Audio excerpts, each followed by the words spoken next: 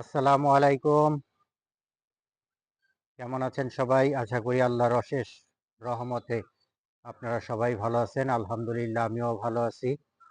আল্লাহ তাআলার অশেষ শুকরিয়া। আলহামদুলিল্লাহ আল্লাহ তাআলা আমাদেরকে আরো একটা মাহে রমজানের সামনে দাঁড় করিয়েছেন। আর একটা দিন পরেই আমাদের রমজান মাস শুরু হয়ে যাবে বাংলাদেশে। সবাই রোজা রাখবেন এবং বেশি বেশি ইবাদত করার চেষ্টা করবেন।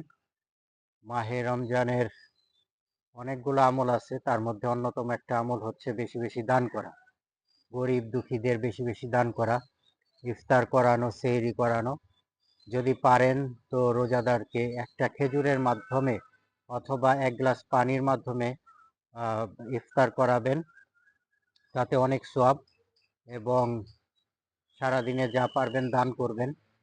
নবীজি এই সময় প্রচুর দান করতেন, আমরাও দানের হাত বাড়িয়ে দেব এবং প্রচুর দান করব।